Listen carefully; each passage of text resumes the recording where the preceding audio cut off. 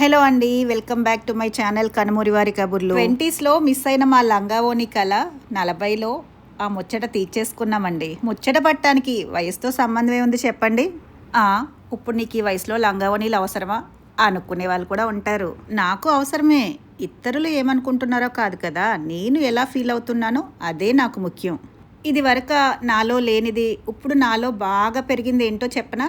Confidence. మా వాళ్ళు inter చదువుతుండగానే పెళ్లి చేసేశారు. 20 సంవత్సరాలకి 2 పిల్లలు, బరువులు, బాధ్యతలు. అప్పుడు లంగావని వేసుకుందాం, మోడర్న్ డ్రెస్సులు వేసుకుందాం, చక్కగా రెడీ అవుదాం అనే థాటే లేదండి. అదేంటో అప్పట్లో మనందరి ఆలోచనలు ఒకటే కదండి. ఎప్పుడు ఇల్లు, పిల్లలు, ఇవే వాళ్ళ ట్యూషన్లు, స్కూళ్ళు, బాధ్యతలు. ఎప్పుడన్నా ఒక చిన్న వెకేషన్కి వెళ్ళిన గుర్తు కూడా లేదండి నాకు. సెలవులు ఇస్తే అమ్మమ్మ ఇంటికి, నాన్నమ్మ ఇంటికి తీసుకెళ్ళటం, మళ్ళీ ప్యాక్ చేసుకోవటం, రావటం, స్కూళ్ళు, ట్యూషన్లు, రొటీన్. మనందరం కూడా అదే రొటీన్ నుంచి వచ్చిన వాళ్ళం. అంతెందుకండి, నేను హైదరాబాద్లో పిల్లల్ని చదివిస్తూ 7 ఇయర్స్ ఉన్నాను. కనీసం బిర్లా మందిర్కి వెళ్ళటం కూడా అవ్వలేదు నాకు. 40స్లో మారింది వయసు మాత్రమే. నా కోరికలకు మాత్రం ఫుల్ స్టాప్ పెట్టలేదండో, జస్ట్ కామాయే పెట్టినట్టు ఈ మధ్య తెలుసుకున్నాను. తప్పే ఉంది చెప్పండి.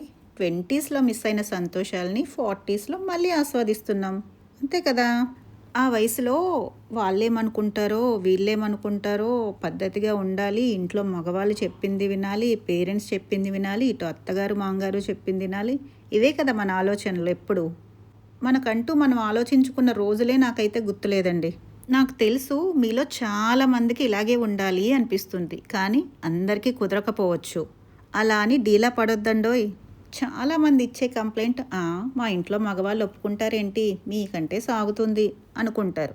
ఫస్ట్ ఆఫ్ ఆల్ మీ వయసు గురించి ఆలోచించకుండా మీ మనసు గురించి మీరు ఆలోచించుకోండి. మీకు నచ్చినట్లు ఒక్కసారి జీవించి చూడండి.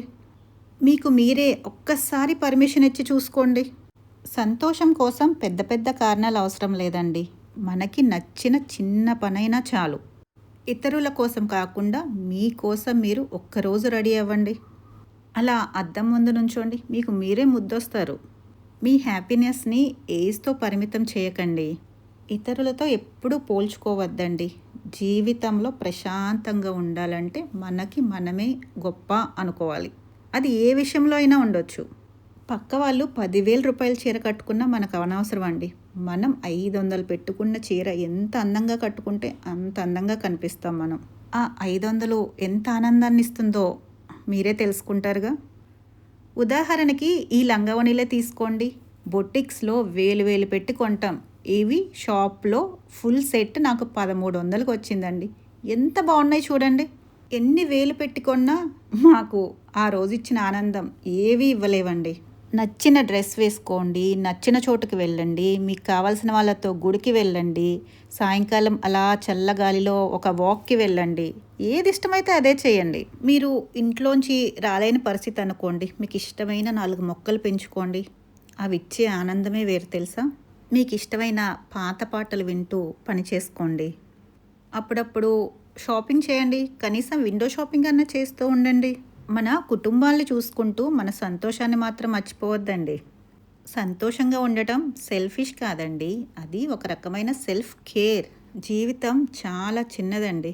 రేపేం జరుగుతుందో మన చేతుల్లో లేదు. అందుకే ప్రతి ఆనందాన్ని ఎంజాయ్ చేయండి.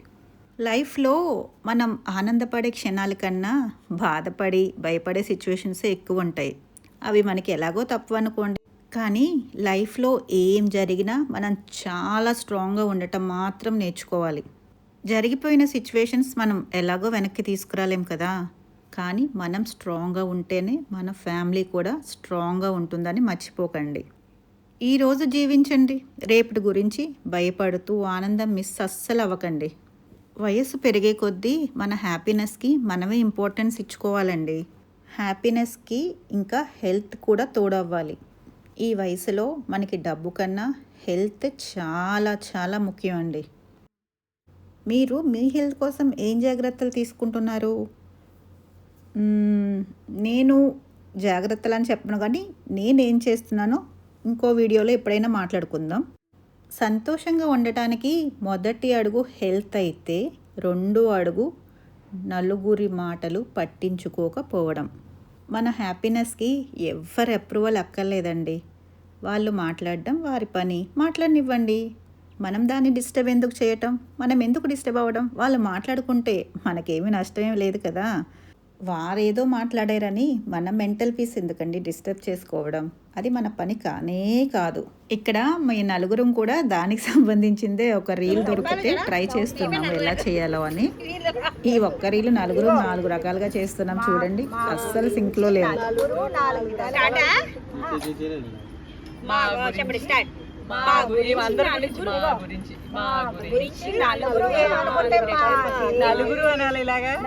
మనమే మన గురించి 40 అనుకుందాం, పోయేదేముంది చెప్పండి. అక్కడి నుంచి ప్యాకప్ అయ్యి అంతర్వేది బోట్ ఎక్కుదామని డిసైడ్ అయ్యాము. ఎన్నిసార్లు వచ్చినా ఇది కుదరలేదు, కానీ ఈసారి అలా కుదిరేసిందనమాట. మన గోదావరి అందాలను చూడటానికి మీరు కూడా వచ్చేయండి.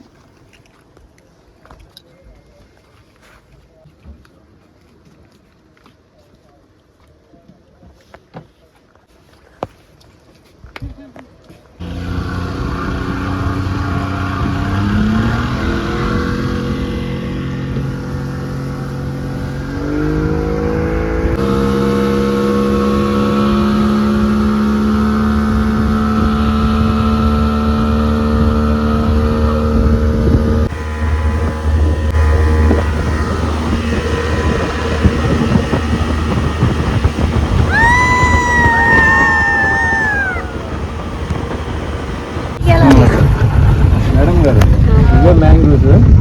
నీట్గా వీడియో ఫోటోలు తీసుకోండి, నీట్గా స్లోగా వెళ్తా.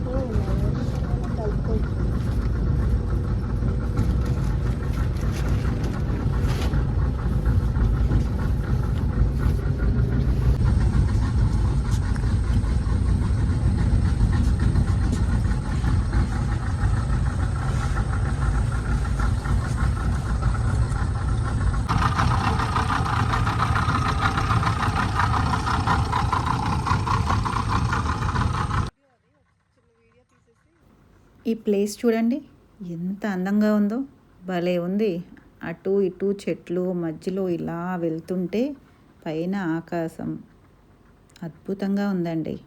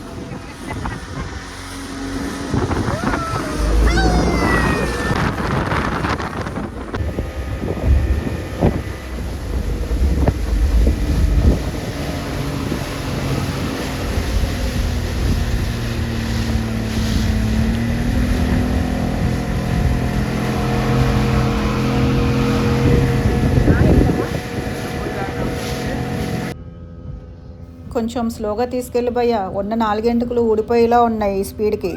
ఈ వీడియో నచ్చితే తప్పకుండా లైక్ చేయండి, ఎందుకంటే ఇలాంటివి మీకు నచ్చుతాయో నచ్చవో నాకు కూడా తెలియాలి కదా. అన్నట్లు కనుమూరి వారి కబుర్లు సబ్స్క్రైబ్ చేసుకున్నారా లేదా? మళ్ళీ వీడియోలో కలుద్దాం.